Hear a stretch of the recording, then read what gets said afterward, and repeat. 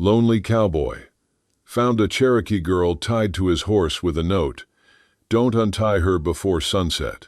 The wind howled like a hungry wolf that morning, sweeping through the Colorado pines with a sharpness that bit into the bones. Snow had fallen the night before thick, heavy drifts that dulled every sound and blanketed the mountains in a cruel kind of peace. Thaddeus Thorne stood on the porch of his weather-worn cabin, a mug of black coffee steaming in his hand, eyes narrowed at the tree line. 36 years old, tall and broad-shouldered, his frame bore the quiet authority of a man who'd lived through war and barely lived past it. His face, half-shadowed beneath the brim of a battered Stetson, held lines deeper than any man his age should have had, etched by memories he couldn't quite recall, and silence he couldn't quite escape. Then he saw it. His chestnut mare, Lark, was returning alone, or so he thought until the shape on her back shifted. There, slumped and trussed like a sack of grain, was a girl. If your heart skips a beat for cowboy love stories filled with danger, secrets, and redemption, drop a and comment number 1 below.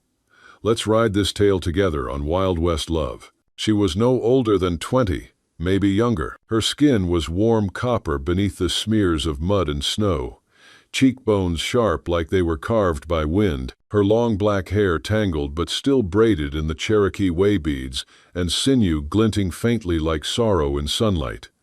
Around her neck, hung on a thin piece of deer hide, was a wooden sign, "Don't untie her before sunset." The letters were burned in, uneven, desperate. Thad's breath froze in his throat. What in God's name? He reached for the girl, feeling the tremble in her shoulders, part cold, part defiance. Her eyes fluttered open, dark, burning, unreadable. "You alive?" he asked gruffly. No answer. "You speak English?" Still nothing. He took the reins, guiding Lark into the shed beside the cabin. He didn't dare cut the rope's knot yet. Something about that sign chilled him more than the wind. Inside the cabin, warmth from the firestones pushed back the mountain cold. Thad eased her down onto the bearskin rug, pulling off his coat and wrapping it around her shoulders. Her body was light, too light, like she'd been starved for days. Her wrists, bound behind her back with rawhide cord, were red and bruised. "Jesus," he muttered. "What the hell happened to you?" Still, she said nothing, just stared at him like she was measuring his soul. "Suit yourself," he grumbled, setting a pot of beans on the hearth. "Sunday sets at 5:15. You got 4 hours. Lay." He tried not to look at her too long. But damn if it wasn't hard. There was something wild in her, something unbroken, even tied like she was. Like a mountain cat caught in a snare that still refused to blink. He respected that, maybe even envied it. Hours passed. He fed her broth, careful not to spill as he brought the tin cup to her lips. She drank, eyes never leaving his face. When the stew finished, he chewed his own in silence. "Name's Thad," he said finally. "Thaddeus Thorne. Used to ride with the 6th Cavalry. Been up here, I don't know, 3 winters now." "Nothing." "You got a name?" Her mouth twitched, half a sneer, half a wince. "I ain't gonna hurt you," he added more softly. "And I sure as hell ain't gonna hand you back to whoever strung you up like that."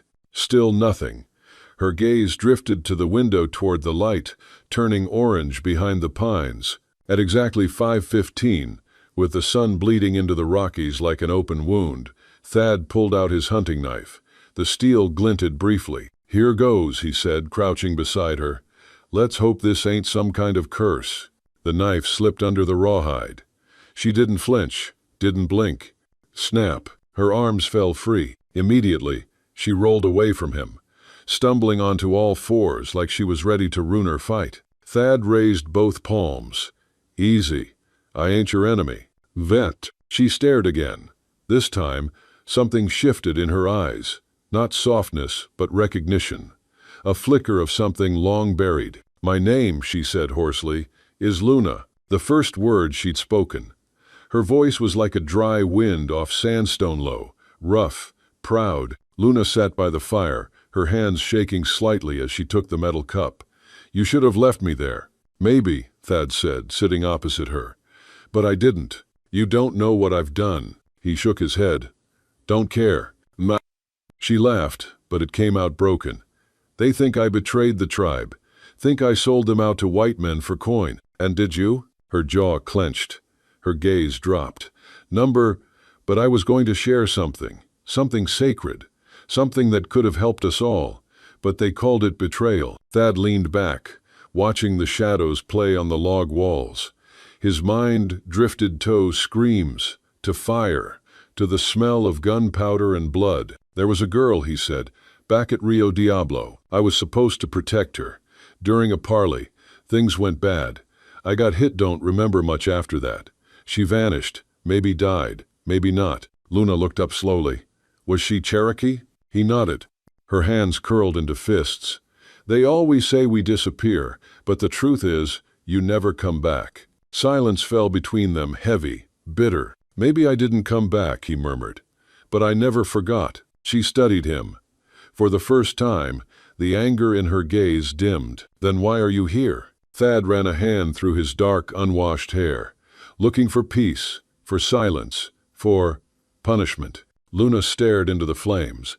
Then maybe we're the same. The wind howled again.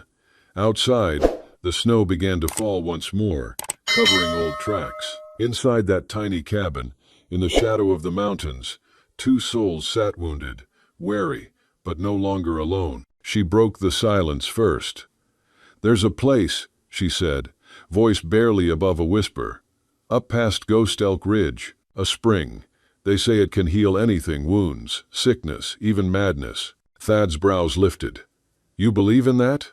She looked him straight in the eye. I have to. The night wrapped around the cabin like a thick wool blanket, heavy, dark, and humming with silence. The fire had dwindled to coals, glowing like old secrets, casting faint red halos across the uneven floorboards. Thad sat in the corner, back against the log wall, long legs stretched out, one boot crossed over the other. Luna lay curled on the bearskin rug, arms tucked close to her chest, breathing slow but shallow. She hadn't said another word about the spring, and he hadn't pushed her. He knew the shape of silence too well to trespass into hers too quickly. Outside, the cold was sharpening again. The wind scraped through the narrow valley like a knife against bone.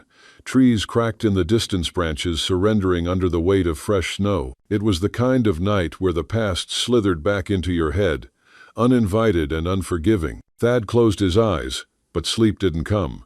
It rarely did anymore. And tonight, something about the girl, about Luna, kept his nerves taut like a rifle string. He could still see the way she'd looked at him earlier. Not with fear, not even hate, but with judgment, like she'd seen the hollowness in him and recognized it. Like maybe she had the same void clawing at her from the inside out. At some point in the dead hours, he drifted into a shallow doze, only to jolt awake at the creak of floorboards. His hand went instinctively to the revolver beneath his coat, but paused when he saw her silhouette near the hearth. Luna knelt in front of the ashes, coaxing a faint flame from the coals, with the careful tenderness of someone who knew how to bring fire back from near death. She moved slow, almost reverently, like she wasn't just warming the room, but calling something ancient to life. Thad watched, saying nothing. Eventually, she spoke without turning. You ever seen someone flayed alive? The question came out flat, not trembling, not emotional, just bare. He swallowed. Number came close, maybe, but I never saw it. She nodded, like she hadn't expected him to. I did, she said. I was 10. He didn't ask, just waited. They tied him to a mesquite tree near Red Hollow, she continued. Said he broke sacred law. But he didn't. He just shared a story about the spring. Pause. Same spring you asked me about. Thad sat up slowly, boots scuffing against the floor. That man, he was family? She shook her head. Worse, he was my teacher, the last real healer in our bloodline. The fire snapped, a single ember leaping into the air before vanishing. I watched them peel the knowledge from his body like they could unlearn it, she whispered. And then they told me to never speak of it again. Said I was too young to understand the cost of secrets. Her voice cracked barely. So I waited. She finally turned to face him. The flickering light revealed the lines around her mouth, too sharp for someone her age. Her eyes were dry, but raw. Stripped. I waited until I was old enough, strong enough. Then I went back to the place he showed me up near the obsidian cliff, where the water runs warm, even in winter.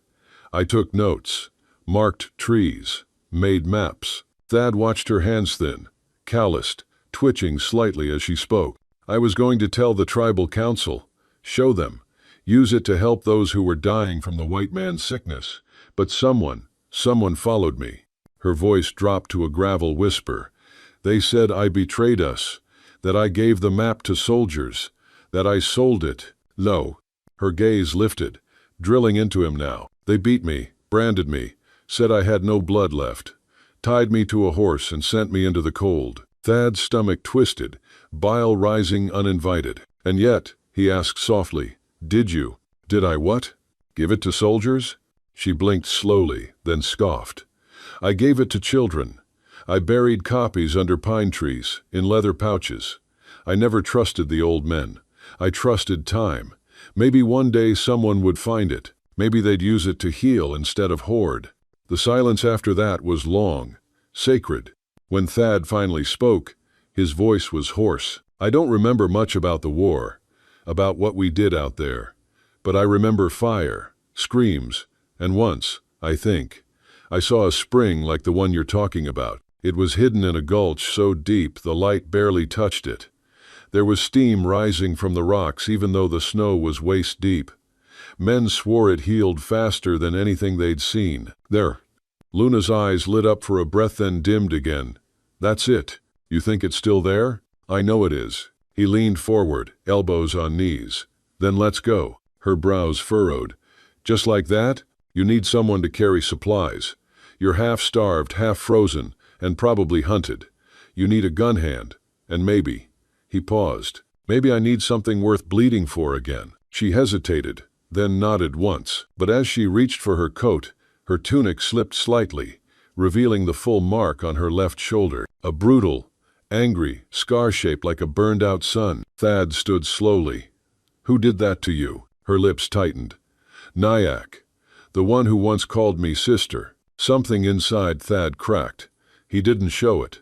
Just walked to the window, peering out into the trees, where darkness swirled like smoke. If we're going, he said, voice low, we start at first light. Line. By morning, the world had turned white again. 6 inches of fresh snow coated the ridges, the path barely visible. Thad packed jerky, bullets, 2 flasks of whiskey, and a battered compass that hadn't pointed true in years but still felt necessary. Luna moved with quiet efficiency, every motion economic. She wore a coat too big for her, a wide-brimmed hat that shadowed her features, and a blade hidden in the folds of her boot. As they saddled the horses, she caught him staring. You think I can't handle this? I think you've handled worse than this, he said honestly, but I ain't about to let you walk into it alone. She looked at him for a long time. Then, without a word, she mounted. They rode through snow-slick ravines and silent forests, the world around them muffled, like even nature held its breath. The route she chose wound north toward Ghost Elk Ridge, where the air got thinner, the trees fewer, and the sky wider than any man could hold in his chest. They stopped to camp near an abandoned mining shack by dusk. While Thad built a fire, Luna pulled a small leather bundle from her satchel. Inside were hand-drawn maps, symbols scrawled in red ochre, lines that curved like rivers but meant something deeper. These, she explained, are the waystones, places of power. You don't just walk to the spring, you earn it. He studied the symbols, frowning. You mean it's spiritual? It's survival. This land chooses who finds its heart. No. He glanced at her. And it chose you? She didn't answer, but the way she folded the maps with care, reverence, and an ache that didn't speak told him everything. Later that night, she sat sharpening her knife under the starlight. Thad poured a capful of whiskey, then offered it. She took it. Their fingers brushed, brief and electric. He cleared his throat. You ever wonder what you'd be if you weren't this? Her eyes lifted to the sky. A falcon, she said without hesitation. Sharp-eyed, always flying but never running. He smiled. I'd be a horse. She snorted. Stubborn, heavy, loyal to a fault? He laughed, deep and quiet. Yeah, that. For a moment, their smiles lingered. Then the sound of a twig snapping shattered it. Both froze. She was up first, blade drawn, eyes scanning the dark. Thad followed, cocking his rifle. Movement in the trees, just a flicker, but it was enough. "They found us," she whispered. His voice was steel. "Then let's not make it easy." The night had grown cruel. Not just cold cruel, like the mountains had turned their faces away from the two travelers and left them alone with their demons and the distant scent of blood. The fire sputtered low behind them, casting trembling shadows across the rock walls and the brittle snow. The stars above blinked, sharp and unfeeling, like glass beads sewn into a sky that did not care if they lived or died. Thad crouched behind a low outcrop, one knee pressed into the icy earth, his breath fogging the air in pale clouds. His Winchester was cocked and steady, the stock pressed firm against his shoulder, barrel resting along a branch barely thick enough to hold its weight. Beside him, Luna stood unnaturally still. No twitch, no tremble, no visible breath. She was like stone shaped into a woman's form, raw, scarred, silent. One hand rested on the hilt of her blade, fingers coiled loosely, the other tucked into the folds of her coat, near the pouch where she kept the map. "Three of them," she murmured, voice like a ghost dragged over gravel. Thad's eyes didn't leave the tree line. "You sure? They move like wolves." He gave a tight nod. Then movement. A flicker between the trees. Not wind, not animal. Human. Boots breaking snow. Muffled curses in Spanish. A low whistle, the kind meant to signal, not to entertain. "Bounty men?" Thad asked. Luna's jaw clenched. "Number worse. That whistle, it's Nyack." She didn't speak the name so much as spit it, and the bitterness in her voice wrapped around Thad like barbed wire, squeezing breath and memory from his lungs. He had never met Nyack, but he'd met men like him, those who carried hatred like a badge, who fed on loyalty until it bled into cruelty. And now he was here, in the dark, in the trees, hunting them. "Go," Thad said low. "Head east toward the creek. I'll hold 'em off." "Number," her voice cracked like flint. "We stay together. You said yourself this land chooses. That spring don't want my kind. It wants yours. That spring wants the truth," she whispered fiercely. "And right now you're the only damn soul who hasn't tried to break me to get it." He looked at her, then really looked. Her cheeks were flushed raw from wind, but her eyes were unshaken. She was fire in the snow, all sinew and spirit. There was no room in her for cowardice or compromise. Only forward, only flame. And he realized, painfully, that he didn't just want to protect her. He wanted to deserve her trust. A rifle cracked in the distance. The bark near Luna's head exploded, sending splinters into her braid. They dropped, rolled. She landed on her stomach in the snow, blade out, breath shallow. Thad returned Firi a clean shot that echoed through the trees like a thunderclap and was rewarded with a cry. Distant, wet. "One down," he muttered. "Two to go," Luna growled. The next few minutes blurred. They ran shoulders, brushing, boots slamming against ice-crusted earth.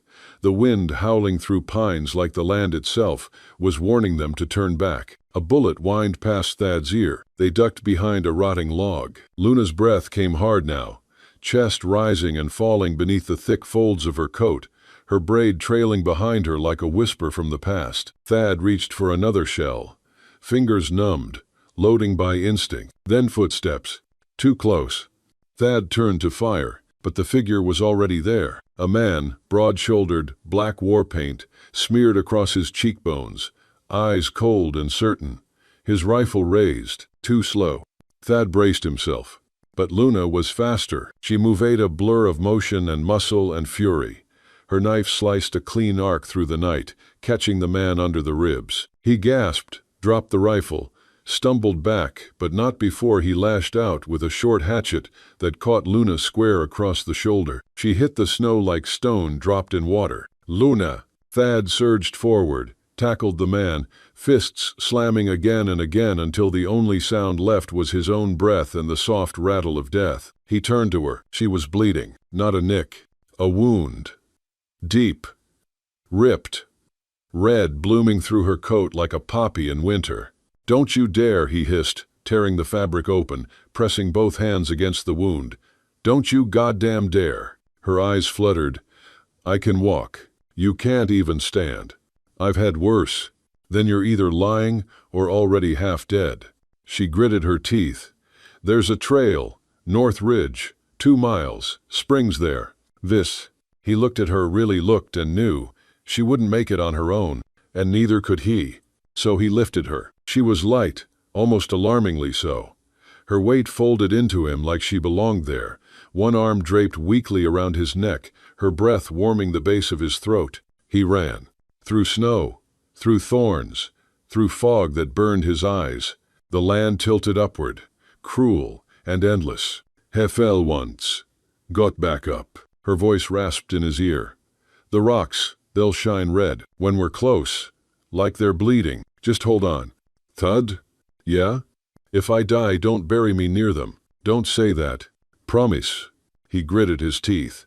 "I won't bury you at all." Then light. A strange, shimmering glow between the trees. The pines thin, and there it was. A pool, no wider than a wagon wheel, nestled between blood-red rocks, steam curling off its surface like breath from a sleeping god. The spring. He stumbled the last few feet, collapsed to his knees, cradling her against him. "I'm here," he whispered.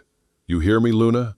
We made it." Her lips were blue. "Please," he begged, "don't go quiet now." With shaking hands, he lowered her into the water. The change was immediate. Her skin twitched, then shivered. Then color returned. Her breath hitched, and her eyes opened. Not wide, not bright, but alive. She blinked, then smiled barely. "You carried me." "Of course I did, Lee." She rested her head against his chest. "I didn't think you would. Guess we both got surprises in us." He touched her face, and for the first time, she didn't flinch. Behind them, the forest stirred. A silhouette emerged from the shadows. Tall, confident, rifle at his back. "Nyack." His voice was calm, almost amused. "So this is where you ran, sister." Thad stood, placing himself between Luna and the man. "Back off." Nyack tilted his head. "You die for her?" "I'd live for her, Lay." The words surprised even him. Nyack smirked. "Then bleed for her." He raised his rifle. Thad moved. Gunfire tore the stillness apart. Pain, sharp, blooming in Thad's side like wildfire on dry brush. He collapsed. Luna screamed, and then she was on her feet somehow, knife flashing. Nyack turned too late. Steel met throat. He dropped. Hard. "Still," Thad gasped, clutching his ribs. Luna knelt beside him. Blood streaked across her face, her eyes wild with panic and love and something deeper. "You said you wouldn't bury me," she whispered. He smiled weakly. "Guess now you owe me the same promise." The spring steamed in the cold dawn like a breath held too long, warm mist curling into the pines, dancing over the blood-soaked snow, whispering things that the wind would never tell. Luna's hands trembled as she pressed the deerskin cloth into Thad's wound, her knees soaked and red, her face streaked with grime and fury and something she hadn't let herself feel in years, fear of losing someone. He was slipping fast. Blood seeped through her fingers like time through clenched fistlow, warm, unforgiving. His skin, already pale, had taken on the color of bone beneath the early light. His lips barely moved now, but his eyes still searched for her, as if she was the only thing tethering him to this world. "You carried me," she whispered, her voice breaking into pieces. "Now it's my turn." She gritted her teeth, tightened the cloth, and he groaned in pain. "I know," she said. "I know, I'm sorry, but I need you to stay here, Thad. Do you hear me? Don't float off yet. This ain't your time." His lips twitched, dry. "Still, bossy." A bitter laugh escaped her. She took the knife, the same one that had once tasted her brother's blood, and cut open her own palm, quick and clean. Then she reached into the spring, let her blood mix with the sacred water, and cupped it gently. The warmth pulsed against her skin, not hot, not cold, but alive, like the earth was breathing through it. "Let it remember him," she whispered. "Let it see him." She pressed the water to Thad's lips. He drank slowly, weakly. A minute passed. Then two. Then his back arched suddenly. A sharp cry tore from his chest like something ancient being exorcised. His eyes flew open wide, filled with both pain and clarity, and then they changed. Luna froze, because she saw it in them, not just life. Memory, he gasped, voice ragged. The girl, the one I couldn't save. You remember? He nodded slowly. It was you. She swallowed hard. You were younger. You reached for me through the fire and I turned away. I thought I was saving you by running, but I left you behind. Her voice trembled. You didn't know. You were wounded. I knew enough, he said. And I hated myself for forgetting your face. But now I remember every damn inch of it. Silence wrapped around them like a second skin. Luna looked away. The wind shifted. He reached for her wrist. Look at me. She did. I remember leaving you, he said.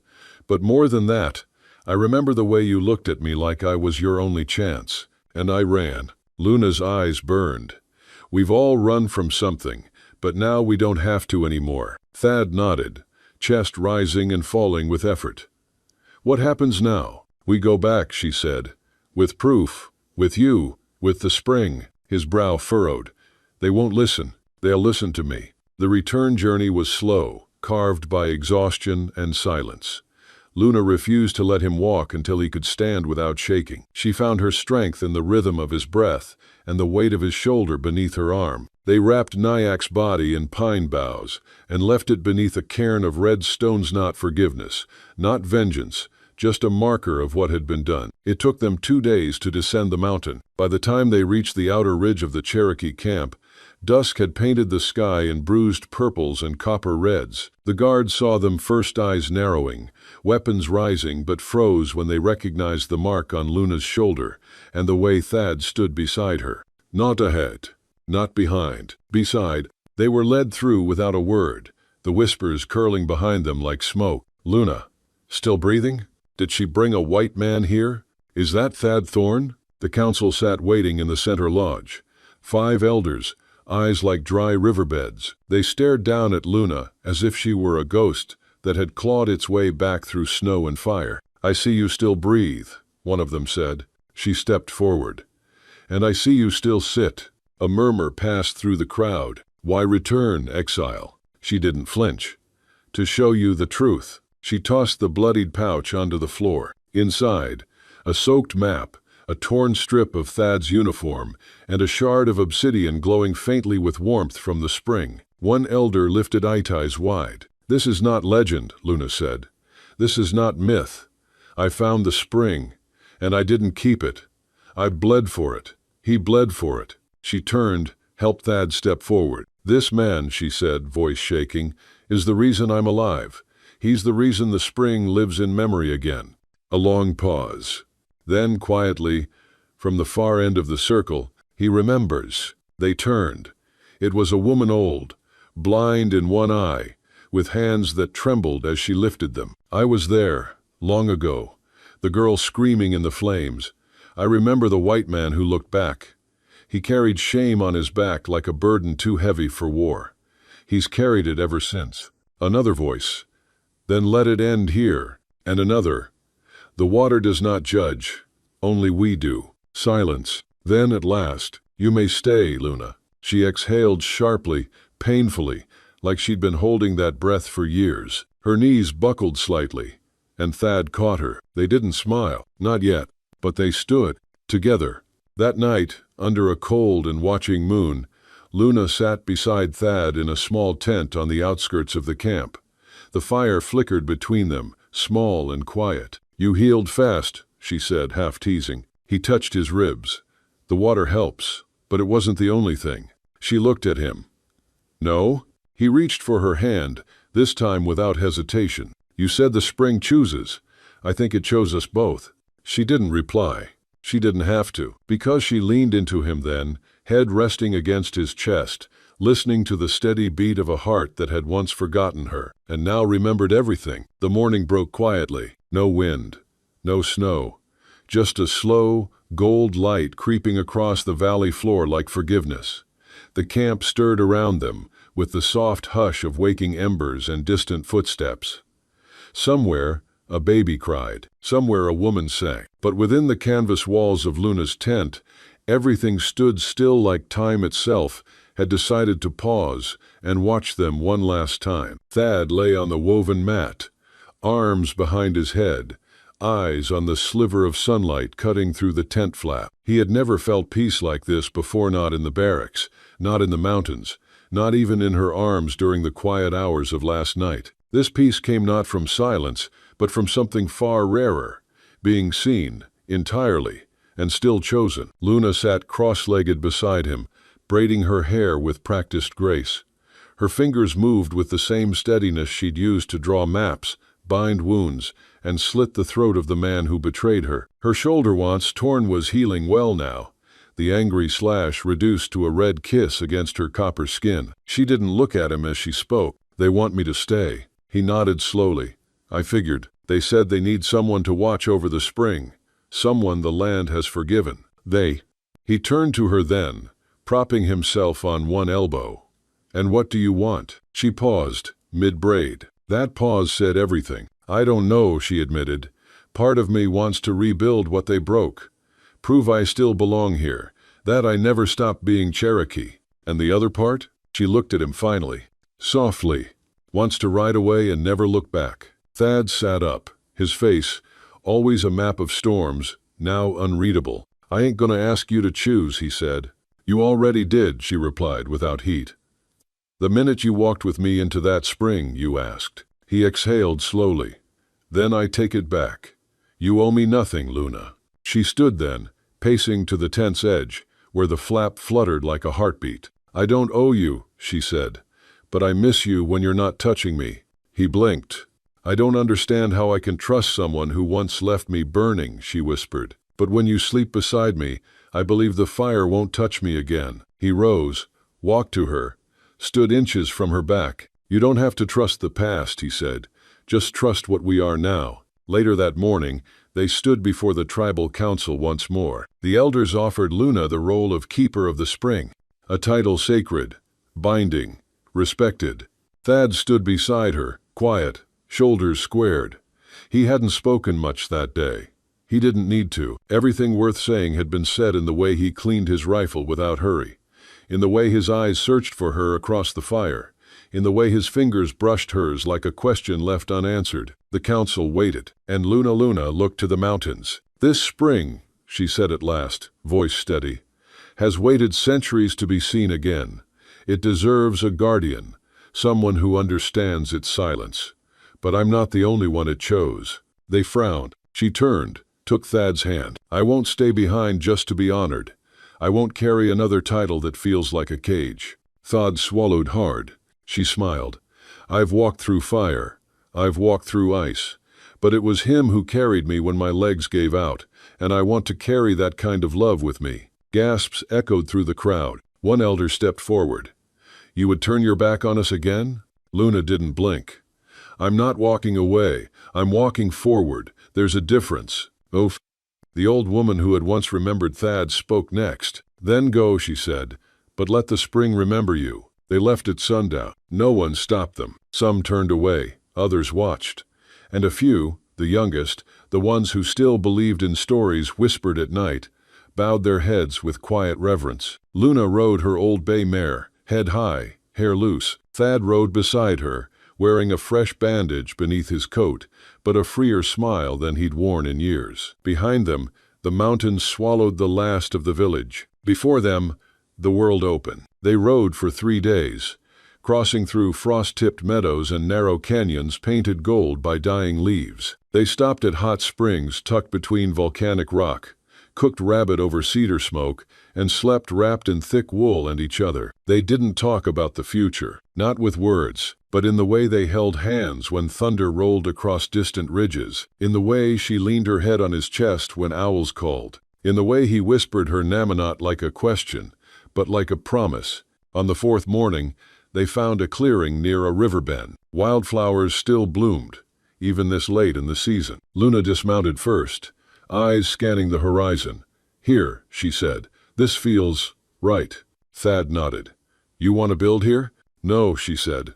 "I want to begin here." Letward. They worked side by side, clearing brush, stacking stones, mapping where the sun would rise each season.